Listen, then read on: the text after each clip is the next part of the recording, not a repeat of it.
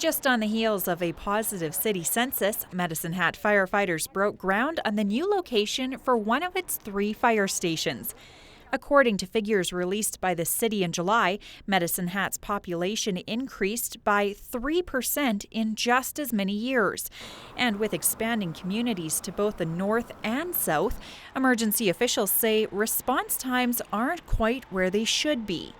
According to the National Fire Protection Association, the standard response time for a fire truck should be 6 minutes, 20 seconds. In the city right now, some of our response times are over and above 8 minutes. When we're done relocating, we think we project we'll have 95% of our population within our 6-minute, 20-second area.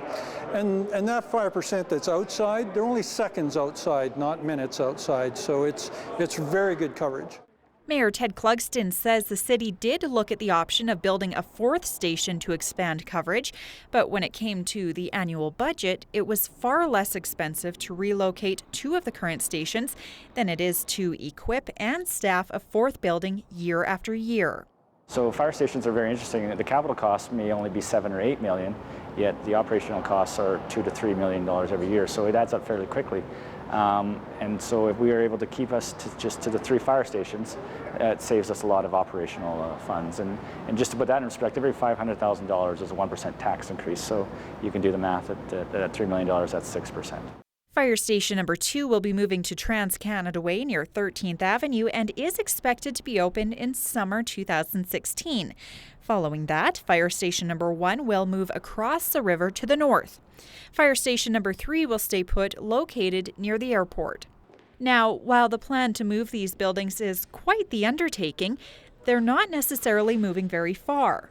However, firefighter Scott Berg says those couple of extra minutes can mean a world of difference when responding to a call.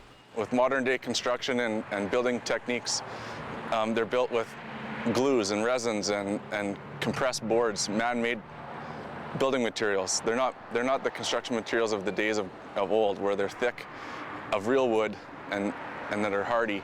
These buildings will collapse and have failures within 7 minutes of flame impingement. So the quicker we can get on scene, we're quicker to help put out the fire if there is one, quicker to a rescue if there's someone trapped, quicker and more safe for our members if they were to enter the structure, that they can enter the structure with confidence knowing that they have a few extra seconds or a few extra minutes before the integrity is in question, whether it is collapsed or not. Looking ahead to next summer, some may wonder if the transfer to a new home for Fire Station 2 may disrupt any services on moving day. But Chief Stouth says it'll be business as usual. We'll be here one day and we'll be out of the new station the next. So we'll simply move our equipment. It isn't as complicated as we think. We're just going to be parking in a different spot. So it won't be a difficult transition. Once Firehall number 2 is cleared out, the city hopes to put the building up for sale. For Go on Shaw TV, I'm Christy Pick.